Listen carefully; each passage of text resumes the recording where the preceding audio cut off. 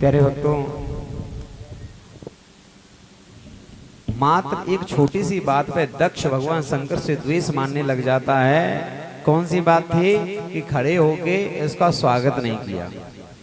कुछ व्यक्ति ऐसे होते हैं, बोले उस पर ध्यान नहीं देते कि किन लोगों ने सम्मान किया है, बल्कि इस पर ध्यान देखते हैं कि किसने मेरा सम्मान नहीं किया।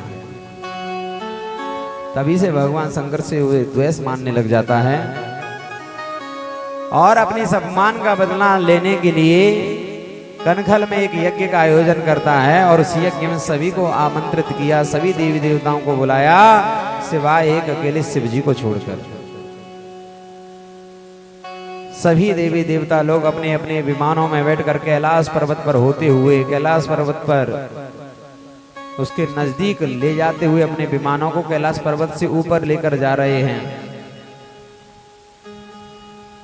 माता सती ने देखा कि सुबह से विमानों के गड़गड़ाने की आवाज कहां से आ रही है, तो एक देवी से इशारा करके पूछा कहां जा रही है, तो उसने कहा तुमको नहीं पता, तुम्हारे पिताजी ने भव्य यज्ञ का आयोजन किया है, उस यज्ञ में सम्मिलित होने के लिए जा रहे हैं, क्या आप नहीं जा रहे?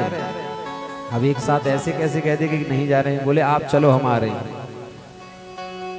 जो व्यक्ति होता है ना, बड़ा आनंद लेता है। जब दो पड़ोसियों में आपस में लड़ाई झगड़ा चल रहा हो, हमारा जब रिश्तेदार आता है ना, तो बाइक दूसरे के दरवाजे पे खड़ी करता है और जाता दूसरे के घर में। सभी देवी देवता जानते हैं कि भगवान शंकर से दक्ष विरोध करता है, वैमनस्यता रखता है, फिर भी उसके ऊपर कैलाश पर्वत के ऊपर विमानों को लेकर बार बार गड़गड़ाते हुए लेकर जा रहे हैं। माता सती ने प्रार्थना की भगवान शंकर जी से, क्या जी सुनते हो? बोले क्या? कि आपकी ससुराल में आपके ससुर जी ने यज्ञ का आयोजन किया है। जब माता बहनों को कोई काम बनाना होता है तो बड़े प्रेम से बातें करती हैं। वैसे कोई बात होती है तो कहती है मेरे पिताजी, मेरा मायका। लेकिन अब शब्द शैली देखिए सती की, क्या कह रही है कि आपकी ससुराल में आपके ससुर जी ने। ऐसा क्यों? कि शायद भोलेनाथ थोड़ा सा अपनत्व अंदर लेकर आए। बोले चले तो जाएं, लेकिन हमारे लिए कोई निमंत्रण नहीं आया। बोले अरे आप तो कैलाश पर्वत में रहते हैं, किसी को भेजा होगा। अब पहाड़ियों में इतने बड़े बड़े पहाड़ हैं महाराज, बर्फ के कहीं गिर पड़ा होगा, न पहुंच पाया होगा। बोले कोई मैसेज ही भेज देते हैं। बोले भाई इतने भयंकर पहाड़ में कहाँ नेटवर्क आते हैं, कहाँ से आ जाएगा मैसेज आपके पास? और कभी कभी ऐसा भी तो होता है कि हम कोई आयोजन करते हैं, यज्ञ करते हैं, सबको बुलाते हैं, लेकिन कभी अपने खास व्यक्ति को, अपने घर के व्यक्ति को ही बुलाना भूल जाते हैं। और देखो जैसे ही हम जाएंगे ना, तो तुरंत हमारे पैरों में गिर के माफी मांगेंगे, आपके तो पैर छुएंगे। बोले हमसे गलती हो गई, हम आपको बुला नहीं पाए, मैं भूल गया था। देख लेना यही होगा। जब माता को, सती को बहुत प्रकार से भगवान भोलेनाथ ने समझाया, फिर भी नहीं समझी, तो उनको बड़ा अचरज हुआ। उन्होंने ध्यान लगाकर देखा कि मैं साक्षात भोलेनाथ इतनी बार अपनी पत्नी को समझा रहा हूं, फिर भी इनकी बात समझ में नहीं आ रही, तो होनी बड़ी प्रबल है। जब होनी प्रबल होती है तो होनी के सामने महाराज सब लोगों को झुकना पड़ता है। सुनहु भरत भाभी प्रबल, बिलख कहूं मुनिनाथ, हान लाभ जीवन मरण, यस अपयस विधिहात। ये 6 चीजें विधि विधाता ब्रह्मा ने अपने हाथ में रख रखी हैं। हान लाभ जीवन मरण, यस अपयस विधिहात। समझ गए? बोले अब इनके जाने का समय हो गया है। तो इन्होंने प्रकार से समझाया, बहुत प्रकार से। बोले नहीं मैं तो नहीं चाहता, लेकिन तुम्हारी इच्छा है जाने की तो तुम चली जाओ। अब माता सती बार बार विचार कर रही हैं कि जाऊं या ना जाऊं। फिर मन में विचार आया कि मेरे भोलेनाथ तो एक क्षण में प्रसन्न हो जाते हैं, एक क्षण में रुष्ट हो जाते हैं। भोलेनाथ को आज नहीं तो कल मैं मना ही लूंगी, लेकिन ऐसे यज्ञ बार बार नहीं हुआ करते। इस यज्ञ में अपनी बहनों से, अपनी सखियों से, अपने माँ बाप से, सभी से मिलकर आ जाऊंगी, क्योंकि ऐसे यज्ञ बार बार नहीं होते। बार बार प्रार्थना कर रही हैं, विचार कर रही हैं, बोले जाऊं या ना जाऊं। जाती हैं, फिर लौट कर आती हैं, फिर जाती हैं, फिर लौट कर आती हैं। फिर अंत में निर्णय कर ही लिया कि मैं चली ही जाती हूँ। तो भोलेनाथ भी समझ गए, बोले अब ये जाने ही वाली हैं। तो नंदी से कहा कि ऐसा करो नंदी, इनका जितना भी सामान यहाँ पर रखा है वो पूरा सामान भी लेकर जाओ। तो माता सती ने कहा कि मैं कोई हमेशा के लिए थोड़ी जा रही हूँ, अभी जाऊंगी और फिर आ जाऊंगी यज्ञ से आकर, सामान भेजने की क्या आवश्यकता है। बोले नहीं, ये अपना चूल्हा बर्तन अपने कपड़े लत्ते सब लेकर जाओ। बोले क्यों? बोले जब आना तो फिर ले आना। ऐसा भोलेनाथ क्यों कर रहे हैं? क्योंकि भोलेनाथ जानते हैं कि अब इनको लौटकर नहीं आना है, और इनकी वस्तु यदि यहाँ कोई रहेगी तो मुझको याद आएगी, इसलिए पहले ही भोलेनाथ सारी वस्तुओं को उनके साथ ही विदा कर रहे हैं। और तो महाराज जैसे ही यज्ञ में प्रवेश किया, यज्ञशाला में पहुंचे, तो वहां पर बड़ी स्थिति विचित्र थी। बहनों ने देखा तो बहन बोली, अरे तू आ गई, बहुत अच्छा किया। वैसे पिताजी ने, हमने सुना है निमंत्रण तो तुम्हें नहीं भेजा था, लेकिन चलो आ गई तो बहुत अच्छी बात है। माता सती को इनका स्वभाव थोड़ा सा अटपटा लगा। बोले इनसे क्या मतलब है, मुझे तो माँ के पास जाना है। माँ के पास गई तो मातृक माता ही ऐसी थी जो बड़े प्रेम के साथ मिली और हृदय से लगा लिया। इस माँ की आंखों में आंसू था, इस यज्ञ में सभी सम्मिलित हुए हैं, मेरी सभी पुत्रियां आई हैं, लेकिन मात्र मेरी पुत्री सती नहीं आई।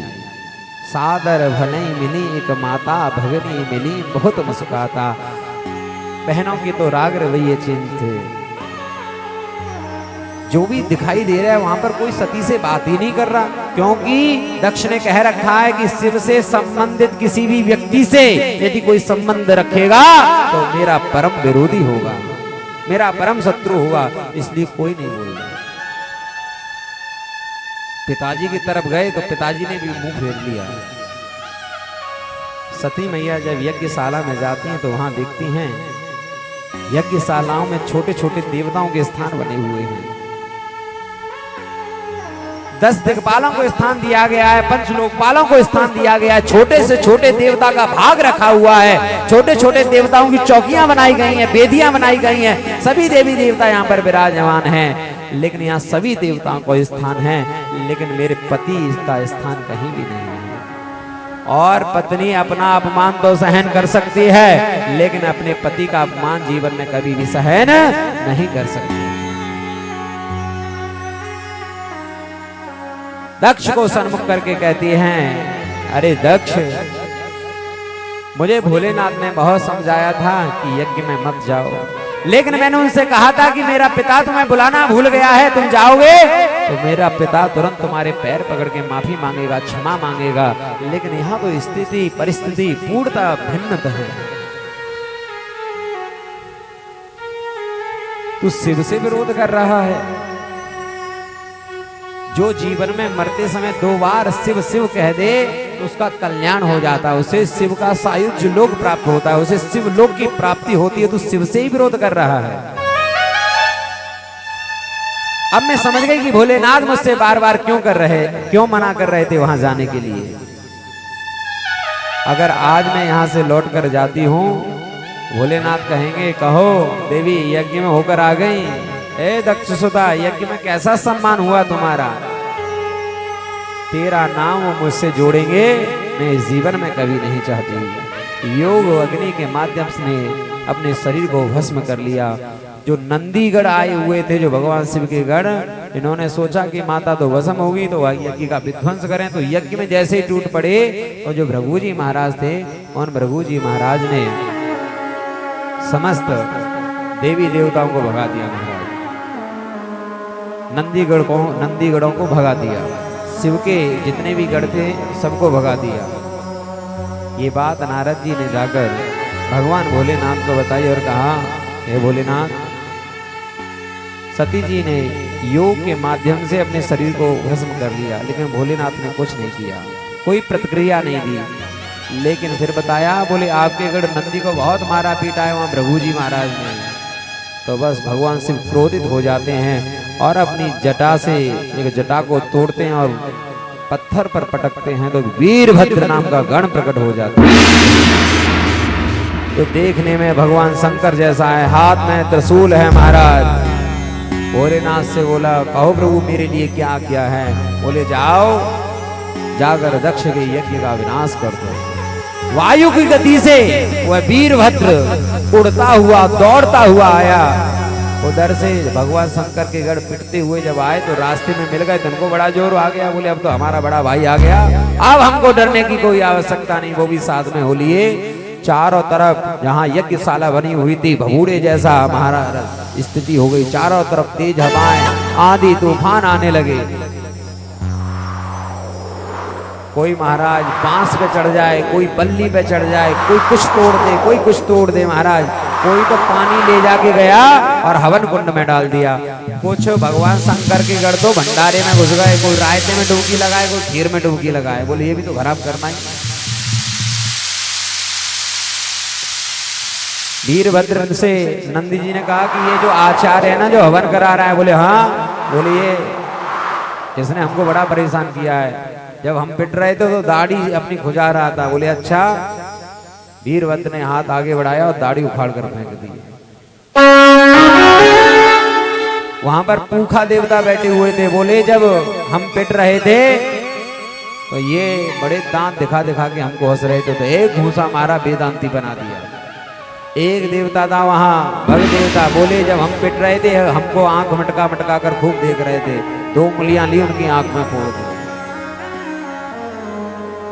दक्ष को पकड़ लाए। बोले ये हमारे भोलेनाथ को गालियां दे रहा था, इसने हमारे भोलेनाथ का बड़ा अपमान किया था उस भरी सभा में। बोले अच्छा। बोले क्या करना? बोले गर्दन ही काट दो। गर्दन काट के हवन कुंड में स्वाहा कर। बेचारे सभी देवी देवता दौड़े दौड़े ब्रह्मा जी के पास गए। ब्रह्मा जी से कहे कि महाराज कुछ उपाय करिए, हमको बचाइए। बोले जिस यज्ञ में ब्रह्मा नहीं है, विष्णु नहीं है, शंकर नहीं है, तो तुम लोग क्यों गए? बोले महाराज गलती हो गई हमसे। बोले चलिए भोलेनाथ के पास। भोलेनाथ जी वट वृक्ष के नीचे बैठे हुए हैं एकांत में। ब्रह्मा जी जाते हैं तो भोलेनाथ ने सर्वप्रथम प्रणाम किया, क्योंकि नियम अनुसार ब्रह्मा जी इनके पिताजी हैं। देवताओं को बुलाया। बोले माहौल ठीक है, आ जाओ। सभी देवी देवता लोग आ गए। सभी ने आकर पहले भगवान भोलेनाथ की स्तुति की। आइए हम लोग भी भोलेनाथ की स्तुति करें। नम